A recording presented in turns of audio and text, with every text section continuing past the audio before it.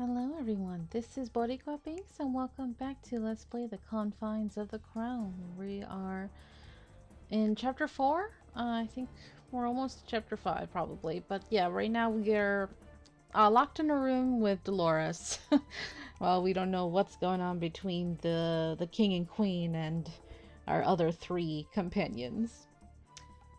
At long last, the doors opened, and a stern-looking pair of guards march into the room. You are under arrest for the kidnapping and assault of Cassidy, Princess of Guelenor.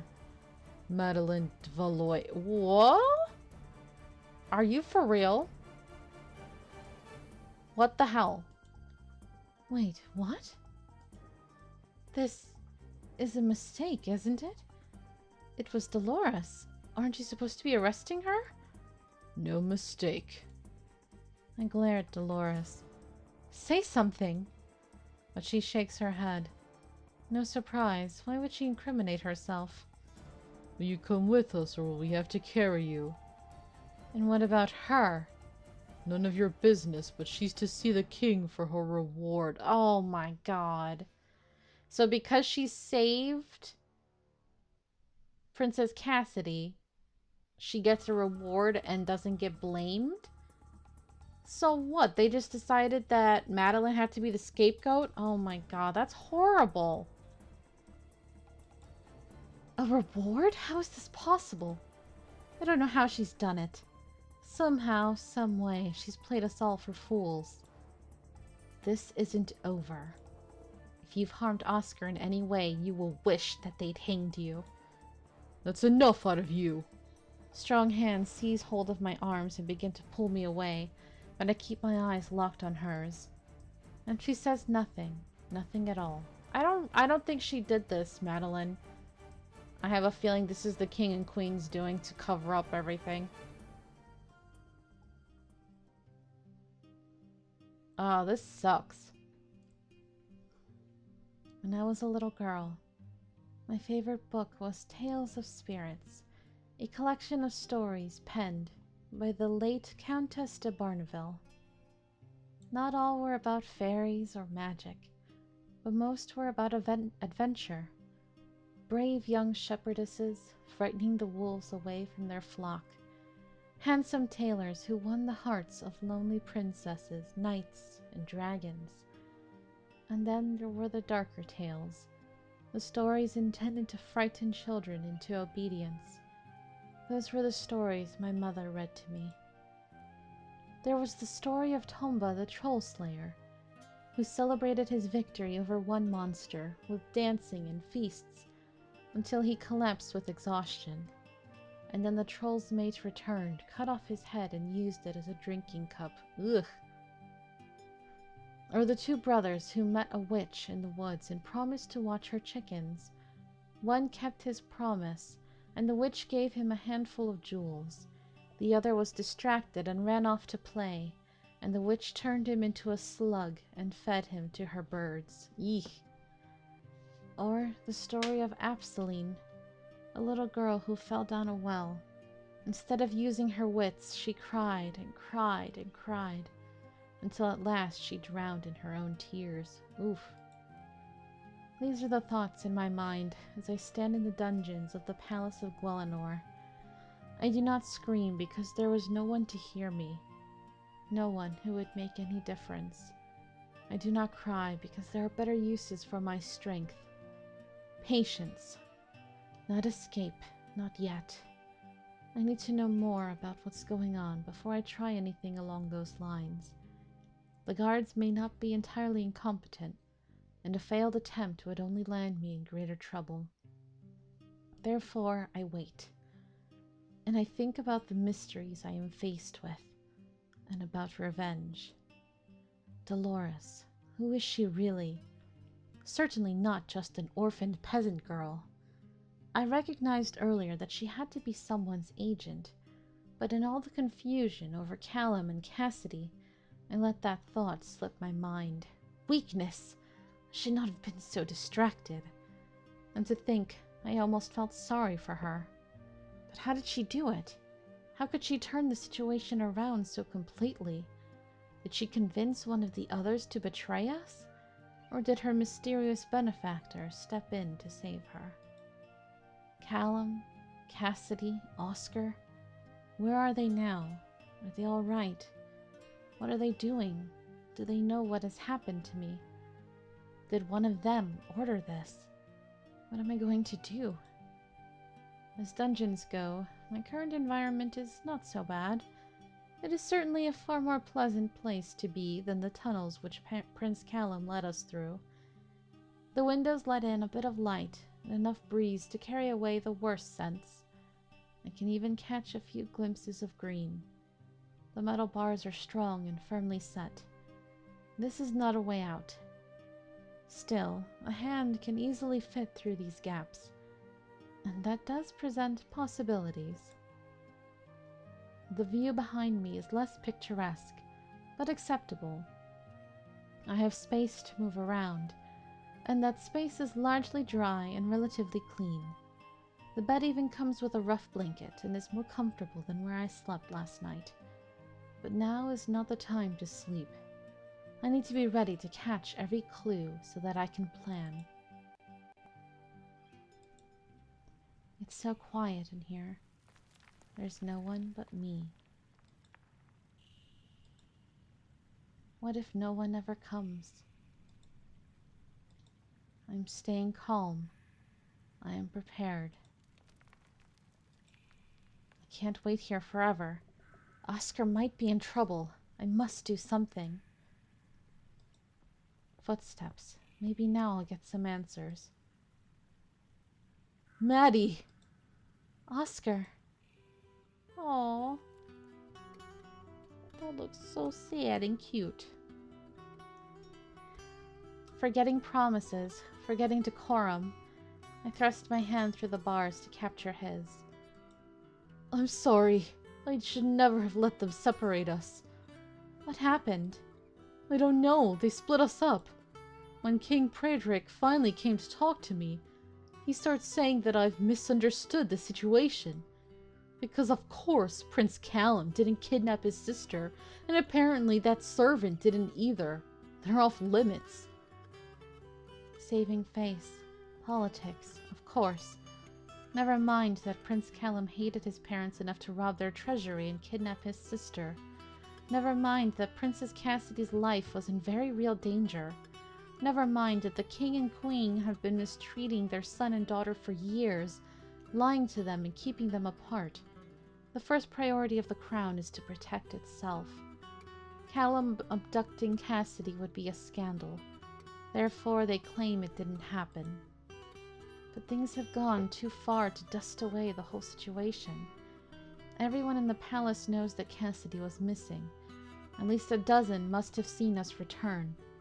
The king and wisdom have to admit that someone laid hands on the princess. That blame should have fallen on Dolores. She was, after all, guilty. But for some reason that I cannot yet divine, it seems that the king has other ideas. They can't be blamed, so someone else has to be. And that means you and I. Yes. I don't understand it. Callum, sure. The royal family doesn't want to be embarrassed. But the page? She's nobody. Unless... Oh, something's going on here for sure. Apparently not. So, what is the official story? They said if I didn't agree, they'd have you executed. Just tell me. The story is that you were behind the whole thing, only you. You wanted to make me look like a hero, and I knew nothing about it. Blaming Oscar, after all, might cause an incident between the two kingdoms. So, I'm the villain. What is it then? Flogging? Branding? My thumbs? No! I would never let them do anything like that to you. Well, good, because I don't think I could let them do it to me either. They need your silence to pass their fiction, don't they? What do they offer? You have to stay here in the dungeon until we leave. Then, once you're out of Gwynor, you never come back. That's all? Well, They also want you to confess in public. That way it doesn't look like a cover-up. But it's good, because once they've proclaimed that you're just banished, they can't change their minds, so it will be okay. That's right, isn't it? You'll be safe. It's not even a real punishment. I know I wouldn't want to come back here. It's certainly better than being tortured or killed, but not a real punishment. What will his parents think when we return to Osendawir? They too have reputations to protect. The full weight of the scandal will fall upon my shoulders. I don't believe that they would harm me, especially not with Oscar to speak for me. But I would by necessity be cast out, unemployed and unemployable.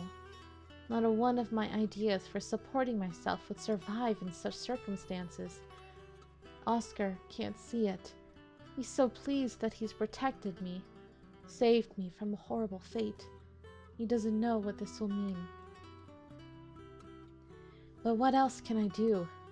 If the Crown of Gwalanor is determined to make me a scapegoat, I have no leverage to convince them otherwise. I could attempt to escape and flee. But what would become of Oscar? Even if he ran away with me, the scandal would follow us. I will not give up all hope. At least if I take the blame, then Oscar will be declared innocent. And if we return safely to Osendawir, and his parents are grateful for what I've done, perhaps they will have me quietly pensioned off. I can't risk losing that by fighting a useless battle. Until I find some other card to play, I must admit. You're right, it's not so bad. I'll visit you all the time. I'll bring you books and food. No. I let go of his hand, stepping back from my cell door. You can't. I'm supposed to be the evil villain, remember? And you're the innocent victim. I betrayed you. Hence the title of the chapter being The Betrayal. I see. It goes multiple ways because, the soldier attacked when we were approaching the gates or whatever, and he attacked. So that was a betrayal, and then the fact that the king and queen and this whole thing, what they're doing, pinning it on Madeline, was a betrayal, so lots of betrayals going on around here. If we're going to do this, if we're going to play along with their fiction, we have to do it all the way. Otherwise, we lose everything. You have to pretend to be angry with me. You have to stay away. I can't just abandon you. Yes, you can. It's only for a week or so, right? I'll survive. We both will. And maybe some distance between us will allow these ridiculous emotions to run their course. Whatever you do, you have to take care of yourself. You have to stay safe and stay out of trouble. I won't be there to clean up after you, right? So don't get any wild ideas about poking around solving mysteries. Maddie. You go on now. Don't leave them waiting. Tell them I understand and I agree. I don't like leaving you here. Oscar, royalty aren't supposed to do what they like. Maybe I don't want to be a prince anymore. What good has it ever done me? No, that's not true. It brought me you. Aw. Go on already. Fine, I'm going. I can't see him, but I can hear his footsteps slowly retreating. Every time I force him away from me, I wonder if this time will be the last. If this time he will never return. There's a little voice in my head screaming at me to beg him to come back, plead with him not to leave me here alone in the dark. But there's no point in screaming. I'm not listening. Time slips by, unmarked and unknown. Having obtained my submission, the forces set against me are in little hurry to make use of it. Instead, they are busy setting the scene. What is politics, after all, but theater? Only when the audience is in place am I summoned to deliver my lines.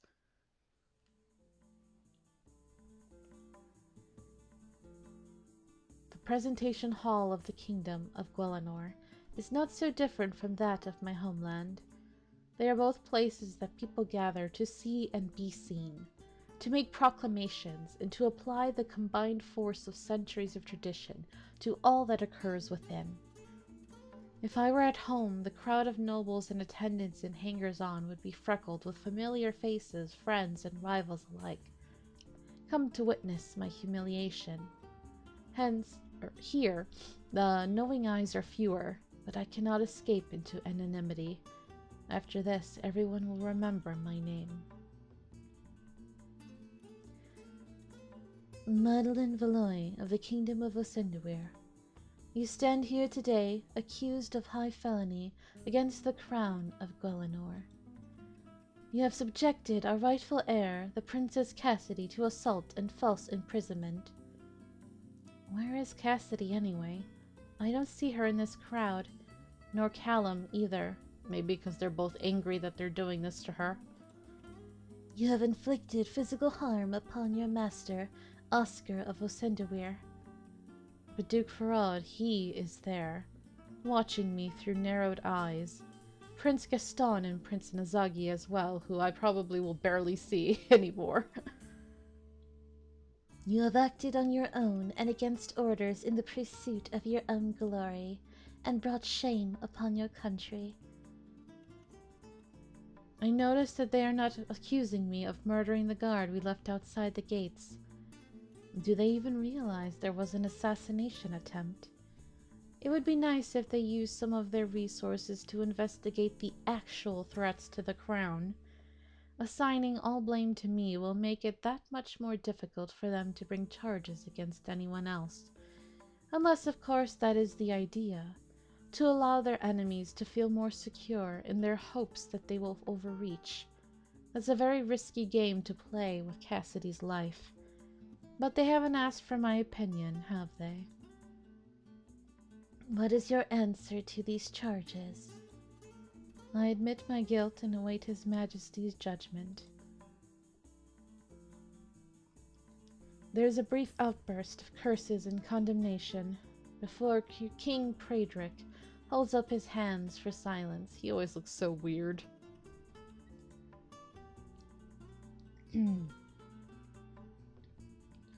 As Miss Valois is not a citizen of Guelenor, she cannot be given the full penalty for treason.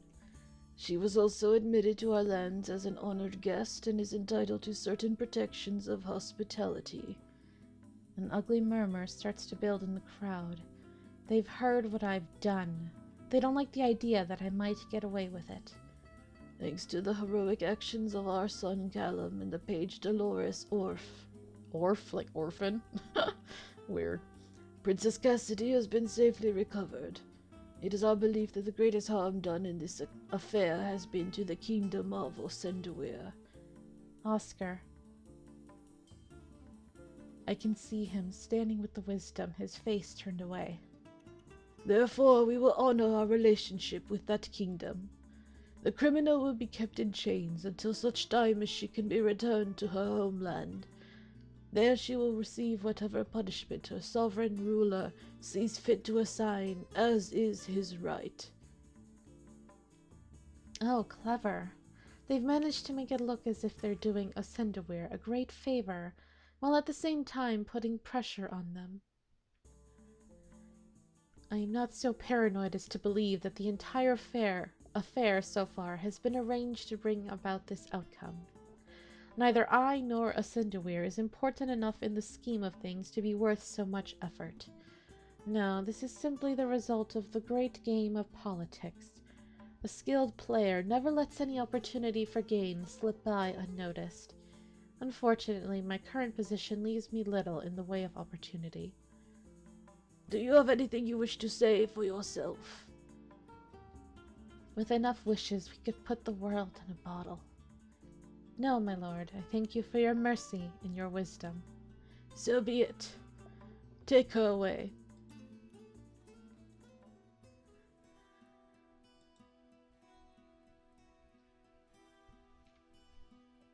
So, this is what all my hard work has come to. Alone in a cell in a foreign land. I've not failed my duties. Oscar is protected. Even Cassidy is safe for now. Or is she? I have known Cassidy only briefly, but it is difficult to imagine the kind and caring princess I met going along with this charade. Charade. Charade. And neither Cassidy nor Callum was present at the audience. Has something happened to them? Maybe they're being punished, especially Callum, locked in his room or something. King Praedric and his wisdom, Paloma, have shown themselves willing to mislead and manipulate their own children in the past. There may be schemes underway that I have not yet guessed. What of Dolores and her mysterious protection? She too was not present to hear my sentence. What reward has she received? Perhaps I acted hastily by agreeing to take this fall, but my options at the time were extremely limited, and still are. Sorry guys, I have a cold and my nose keeps running. So if my voice sounds a little off, that's probably why. Okay, please stop running, nose. I'm trapped in here.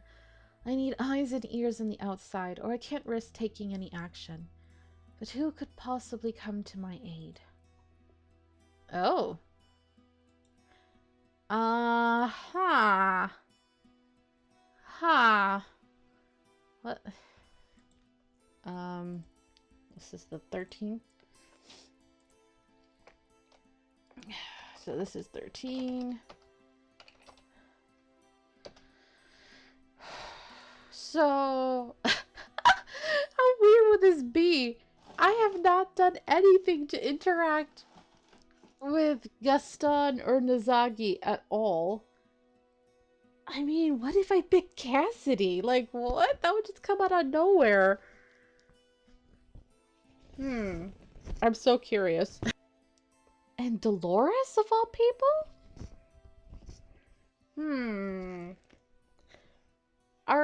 Wait, is everybody on here possible romance? Does that mean I have a I thought Coco told me that I did not have a possibility of being with Cassidy. I don't know. Maybe it's like a friend thing? A friendship route? That's weird. I'm kind of curious about what would happen if I clicked any of these.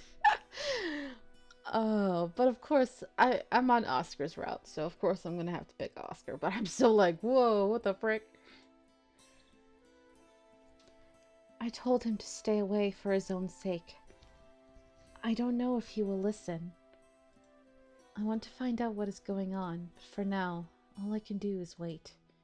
So why did I bother selecting a name? Chapter 5D? The Squire? Hold on. 5D? Oh. Is that because of the splitting of the routes? So, I guess maybe from 5 onward, it's officially split, right? So, based on whoever's name I picked or whatever choices I've made, 5D must be Oscar's route. Oh god, I feel like I want to sneeze. Ooh, my nose. Okay, sorry about that. I sit on my prison bed, absently toying with a bit of loose string. I'm not being mistreated. They've even remembered to feed me. Not pastries and tiger nut milk, of course, but not pig slops either. The amenities don't go so far as to include a bath, but, well, one can't have everything. Oof. Isolation is meant to be its own form of torment. In time it will be. I know that. For the moment, though, the solitude is peaceful. I've been kept on edge for too long, worrying about my future, worrying about Oscar, watching those around me for signs of violence and betrayal. Now it's all out of my hands. There's a kind of freedom in that. Memories, dreams, and fantasies swirl unfettered in my mind.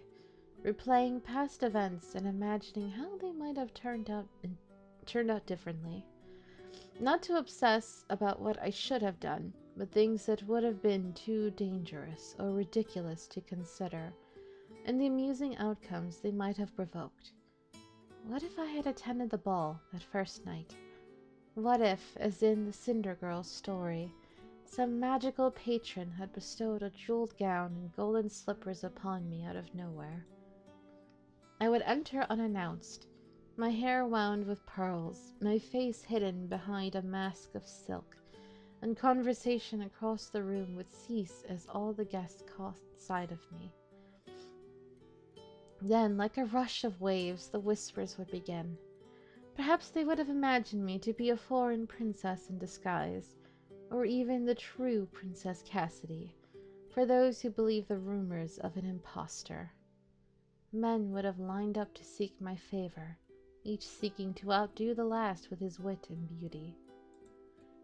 Oscar, of course, would have recognized me, perhaps not consciously, but he would have been drawn to that mysterious woman by undeniable instinct. I would step out from my crowd of suitors, leaving them all behind, and offer him my hand. We would have danced together in the sight of all, and he would never have gone walking with Princess Cassidy and her roses, and then none of this would have happened.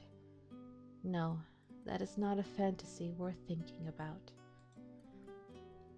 Better perhaps to imagine that I would meet a man from a small and eccentric family, a man without sisters, whose family would agree to settle their assets upon the shoulders of a clever bride, and if that man lacked some of Oscar's charms, such would be what I deserved. Even in a magical gown, I am not a princess. Or perhaps I should take the gown and slippers and trade them to a proper princess in exchange for a better position, or sell them for coin. That's far more useful than a few fanciful moments in a ballroom. I don't need to find romance. I need a new center, a home, a piece of the future that I can build and defend for myself. Moldering here in this cell, I can almost sympathize with that page's desire to steal the royal gold, and run away to make her own life. But was that really her desire? It seemed believable. A frustrated, disloyal servant, lashing out against her masters and taking the opportunity she saw to benefit herself. It's no more than one might expect from a street girl with no sense of propriety, no respect for the natural order. But then we returned to the palace, and everything turned upside down. For Dolores to be preserved at my expense, she can't be a simple street girl. She must be of great importance to someone with power. Why, then, would she be trying to run away? Was that all a ruse? A feint to draw Prince Callum into action? Is she a cat's paw used without her knowledge, or a pawn in a more dangerous game, one that she would rather leave behind her? Yeah, that's true. She did want to run away, so... I was too hasty in blaming Dolores for my predicament. She is no innocent, but she cannot possibly be the force pulling the strings. Blast! There's too much I don't know, and it would seem that I have failed at distracting myself with simple fantasies. At least I'm not thinking about Oscar. Cuckoo! I must be imagining that. Cuckoo! That sounds like Oscar, but it can't be Oscar because I told him not to come here. He wouldn't, would he? He might. Just in case, I walk to the door and peer out through the bars. There's no one there. Wrong way. What? Does that mean... Oh no. That looks so funny. Okay, I think he looks a little too big. Like, perspective-wise. It looks so weird, you guys. I'm sorry, I shouldn't be making fun. I'm sure they didn't want to have the hassle of, like, drawing an image of him behind the bars, but just putting his sprite or whatever behind there, it just looks so weird. It's too big. Like, maybe if they shrunk it a little, it would look a little better. I spin on my heel and stamp towards the window. Outside, through the bars, gleams a familiar shock of blonde hair. What are you doing out there? Taking an interest in my future. What? I've always been letting myself drift along and only handling my responsibilities when you told me to. I was enjoying myself too much. So now it's time for me to make my own plans. With your help and advice, of course. I see. And what plans might those be? I intend to win the hand of Princess Cassidy. Oh. This is a good thing, isn't it? You said before that you didn't want anything to do with Willinor. Well, it's a very strange place. The people here, the king and his wisdom, and their crazy, vicious son. Clearly, he hasn't forgiven Callum for overpowering him. Twice. Funny how we never see the other brothers, you know? I was just thinking of that. I was like, I guess they're all married and living elsewhere, so... None of them can be trusted. They're scheming and treacherous, even when there's no reason to be. But Cassidy's not like that. She's a nice girl. And if I were king, I could change things here for the better. That's very sensible of you. But that doesn't explain what you're doing here now. For your wisdom and advice, of course. I've been giving you advice on that subject for quite a while. You should know how to court a princess. Actually, there are a few things that we haven't talked much about. Such as? He can't mean what I think he means. Oh, he's blushing. Uh-oh. How to get past a guarded door? Cassidy's under guard? She might be. It would make sense. No, what I meant is that I am under guard. They've locked me in our rooms for my protection. If you've been locked in, how did you get out there? He holds up a hand. He's wearing one of my gloves. You climbed out the window? What were you thinking? What if you'd fallen? You could have broken your neck. You could have been... Madeline, which one of us put the robin's nest back up in that big maple after the storm blew it down? One-handed? You like trees more than I do. I can climb. You know I can. It's dangerous. It worked, didn't it? Anyway, it wasn't that far down. I think Princess Cassidy's rooms are up in the tower. That would be harder. Not to mention that if you tried to break through her window unannounced, her guards would probably shoot you. See? That's why I need your advice. I know I probably shouldn't be out here for too long in case someone gets suspicious. Once I'm back in our rooms, what should I do in order to get through to the princess? Okay. Interesting. So is he seriously going to pursue the princess, or does he just want to talk to her? Try to get her to help him? Because I feel like he's the type who wouldn't want to abandon Madeline. Even though I know that they said that she would just be banished.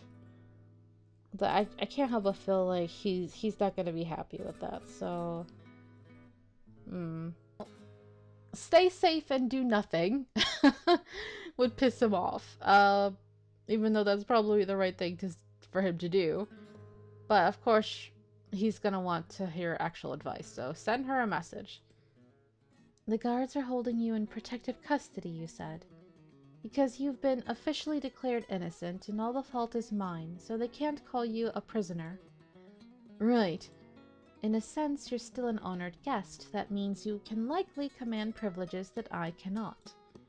You may be able to make requests or send messages. That's probably the best way to contact Princess Cassidy. I could send her a poem. Oh, I love how savage she is with him. It's really cute.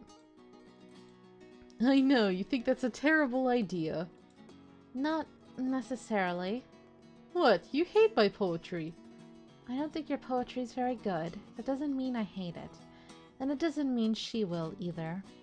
A certain amount of awkwardness can be endearing in the right circumstances. From what I've seen of Cassidy, I think she'd appreciate being complimented even if the art was lacking.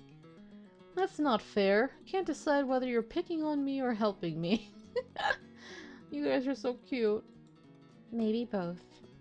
Whatever you do, make sure to request an answer. Flattering her isn't the most important task right now. It isn't? I don't know about you, but I haven't seen or heard from Cassidy since events took a bad turn. You think something might have happened to her? There's no way to know. Is she alright? Does she know what's been taking place? Does she agree with it?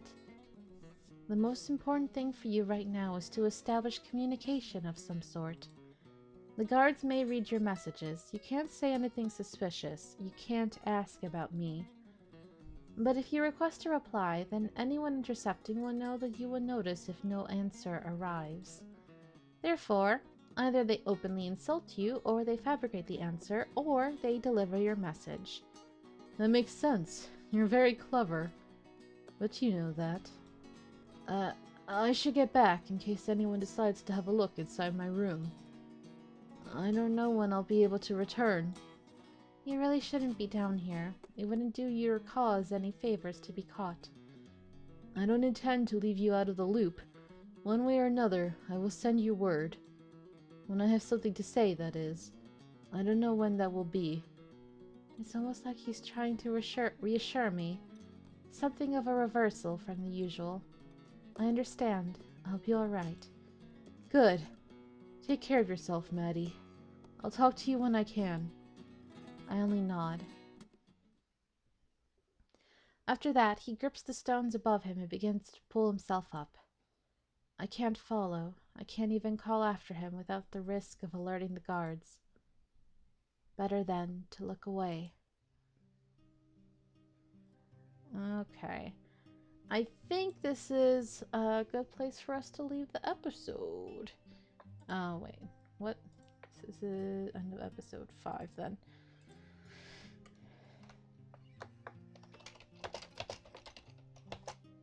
Okay. Well, thank you guys so much for watching. I hope you're enjoying this. And until next time, have a nice day. Bye-bye.